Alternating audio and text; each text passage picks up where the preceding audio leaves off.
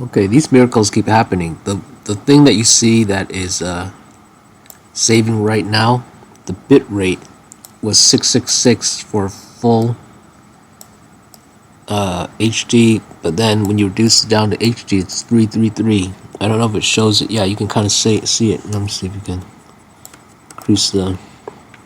No, it's not showing.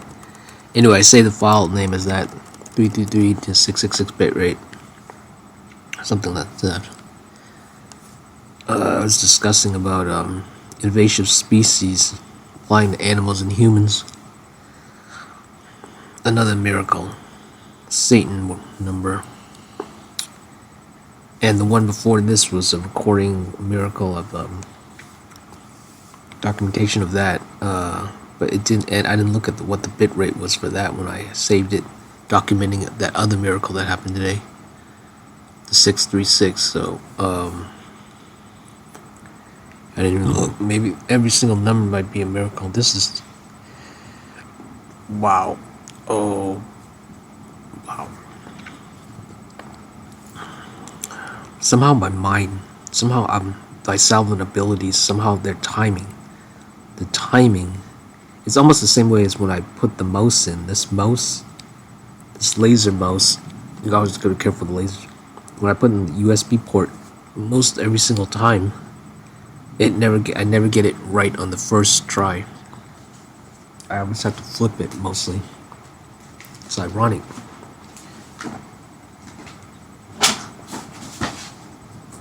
So even on a 50-50, I lose most of the time, which is kind of insane. I thought maybe it's because somehow the way you set up, actually that would make sense. The way you set up when you put the mouse flat, so the windings of the metal in the cording would make it do that exactly. Yeah, but still, even today, I kind of figured that out. So I flipped it. It's hilarious. All right. Okay. Wow. Okay. So anyway, let me get back to CompuTrax. Hey, overpopulation. What's on your mind today? Okay. Let's think. Yeah, we'll Sure go. thing. No, don't use that sure word. Avoid that sure word. Got it. I'll steer clear of that word. What's next on your mind?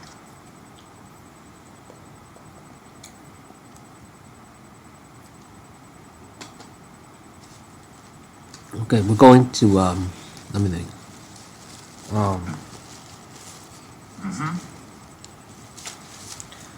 So how is the Galapagos now? The Galapagos Islands are incredible, known for their unique wildlife and role in Charles Darwin's theory of evolution. They offer breathtaking landscapes and a chance to see species found nowhere else on Earth. Would you like to know more about them? Don't use that chance word. All right, I'll avoid that too. What aspect of the Galapagos interests you most? What issues have been recently plagued it? Recently, invasive species and tourism have been big issues. There's been progress in controlling invasive species to protect local wildlife and efforts to manage tourism sustainably. It's a delicate balance to preserve the island's unique ecosystem. What spark How many people live on the island? Living on the moon could be possible in the future, but it comes with challenges like radiation, low gravity, and resource Actually, no, no, limitations. no, no. The moon landing's fake. No, I mean on the island. Living on the Galapagos Islands could be possible, but it's complex. Strict conservation rules aim to protect the environment, so any habitation would need to be So sustainable no one lives on there. correct. No one lives permanently on the Galapagos. There are residents there, but it's mostly for scientific research, How many? conservation, and tourism. How, The how, Ecuadorian government strictly controls who can live there to protect its unique environment. how many people live there?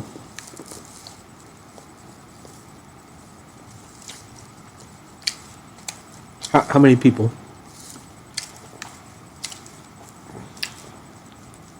Okay, we're going next to Easter Island.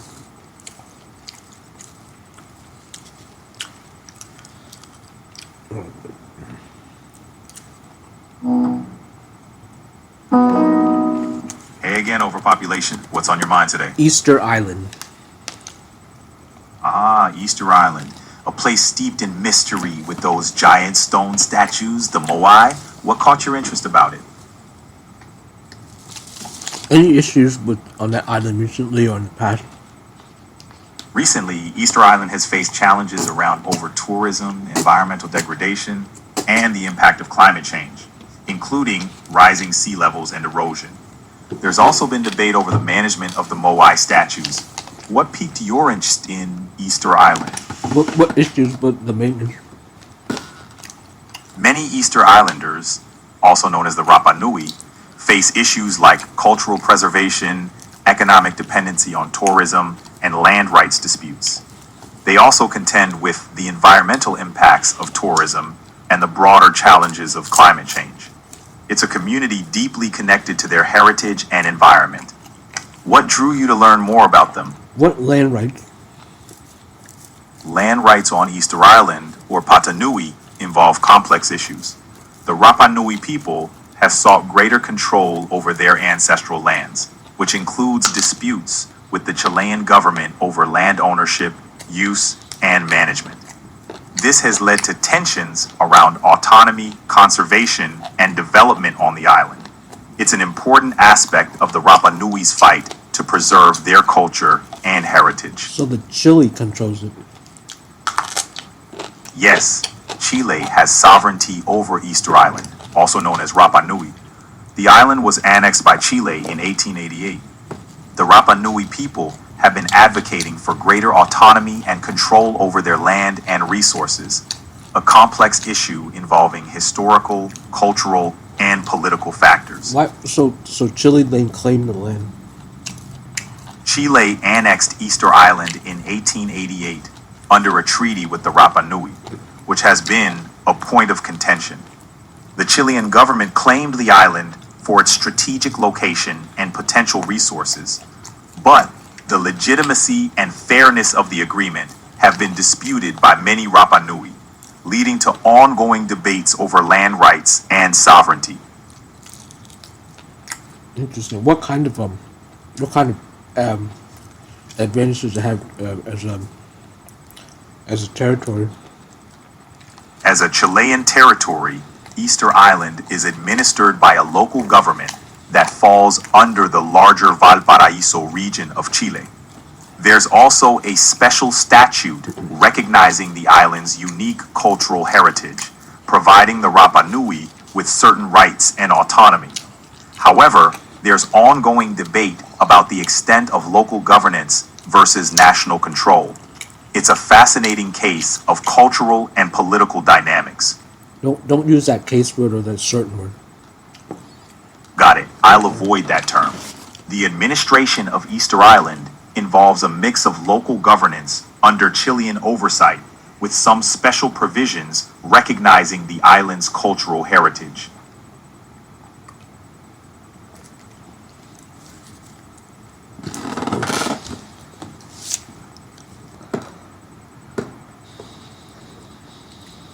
Okay, now we're going to okay, let me Easter. Okay, wow. Sure. What else Oh, about don't use that short word. Okay, let's see. Let's go to okay, let's go to eliminate. Okay, we're going to the southernmost tip of island town of South America. Tell me what's there. You're thinking of Cape Horn, the southernmost tip of South America. It's known for its rugged terrain and treacherous waters, where the Atlantic and Pacific Oceans meet. It's a significant landmark for sailors, known for its challenging navigation and historical shipwrecks. It's also a place of stunning natural beauty with unique wildlife. Thinking of visiting? I have visited there, and That's beautiful. Absolutely. Cape Horn is renowned for its dramatic landscapes and raw beauty. The views of the ocean and the rugged coastline are breathtaking, and it's a unique experience to be in such a remote and iconic spot. Any What races? Tell me about the colonization there. Cape Horn itself wasn't colonized, but it's part of the history of European exploration and colonization in South America. European powers, especially the Spanish, navigated these waters during the Age of Exploration. The colonization of the surrounding areas had a profound impact on indigenous peoples and shaped the cultural and political landscape of South America. The region around Cape Horn saw interactions between explorers and indigenous cultures, often with significant consequences. So it was mainly the Spanish took over South America. Mainly, yes. The Spanish were the dominant colonial power in South America. They established vast territories and influenced the region's culture, language, and politics. Were the blacks there first? I know the Asians came from the Siberian Bridge, but were the blacks there too? The black population in South America mainly arrived through the transatlantic slave trade. Africans were forcibly brought to the continent by European colonizers, particularly the Spanish and Portuguese, to work in plantations, mines, and other labor-intensive industries. This has significantly shaped the cultural and demographic landscape Wait a of the minute. Wait a region. minute. So the Spanish brought the blacks there, and there were Asians already there. Yes, many Africans were forcibly brought to South America by European colonizers through the transatlantic slave trade to work. Jesus Christ! So the Spanish and the Portuguese, basically, I would call them Spaniards. They were white slavers too. No, white slavery isn't the correct term here. No. I mean, there's a phrase called white slavers, as in the people who are the slave, who are doing the slavery is white. I understand now. White slavery is a term that historically referred to the exploitation and forced labor of Europeans. Yeah. But it's- No. I get that. I was talking. Okay, there's a term by George Lucas called white slave. Oh, wait, you know what? Maybe you're right. You know what? You're right. I get it now. I apologize. He actually meant white slavery, as in white slavers, as in. Oh yeah, because that's right. White people were enslaved by other whites. Exactly. Slavery has taken many forms throughout history, and people of various ethnicities have been both enslaved and enslavers. It's a complex and painful part of human history. I'm glad we could clear that up. So which white people enslaved what white people? I heard a little bit about this from one video I can't recall recently, but yeah, tell me. Historically, various European groups enslaved each other, particularly during the Middle Ages. For example, the Vikings took slaves from among the Anglo-Saxons, Celts, and other groups. Likewise, during the Ottoman Empire, many Europeans were captured and enslaved in Eastern Europe and the Mediterranean. The dynamics of slavery have varied across time and cultures. It's an intricate history. So the white people even enslaved their own. Yes, throughout history, various European groups enslaved each other. Slavery wasn't exclusive to any one ethnicity or region. Now I get it. Now I get why these. I get now. Now it's good, interesting.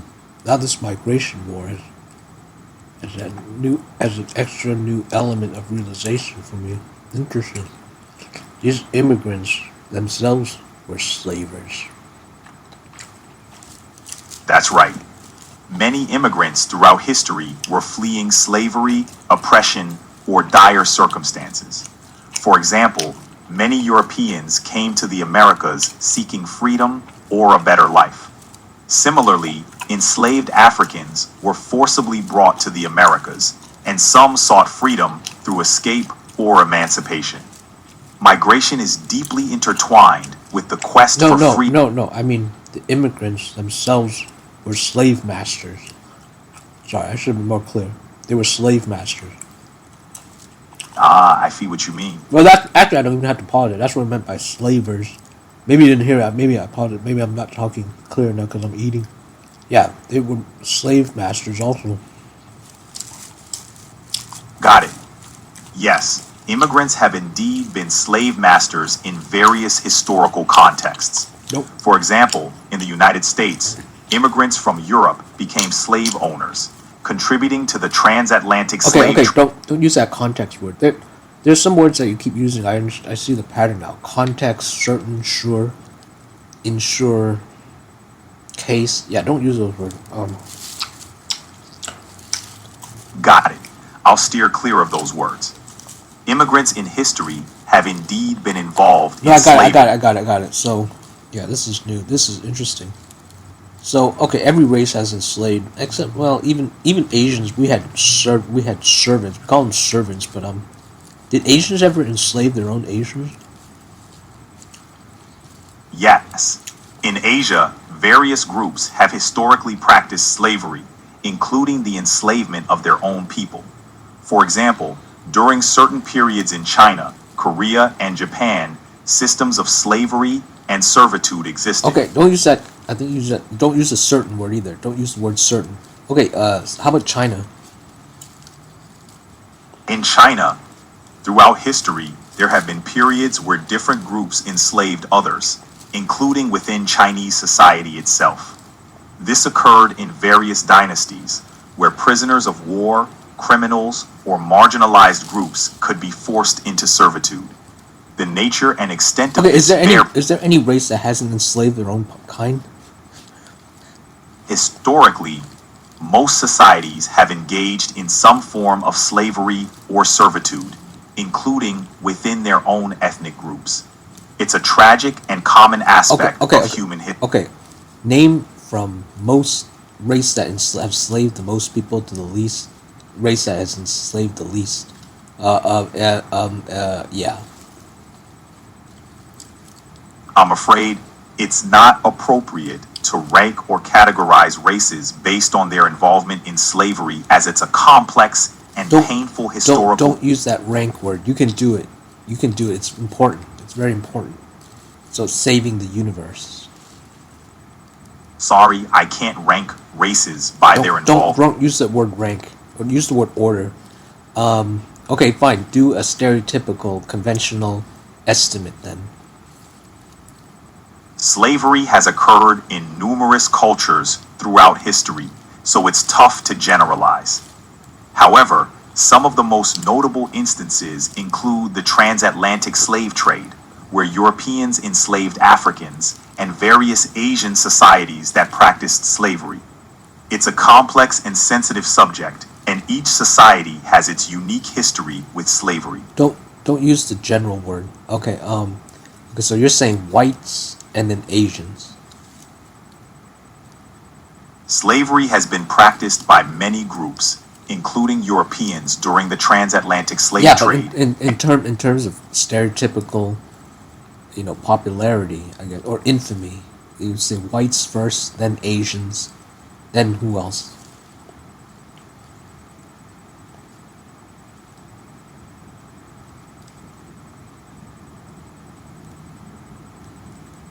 The answer. Copy jokes?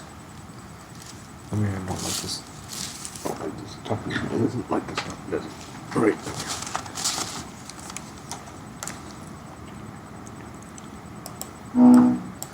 Alright, let's see what number of bit rate it's gonna get to. Okay. I'm hoping for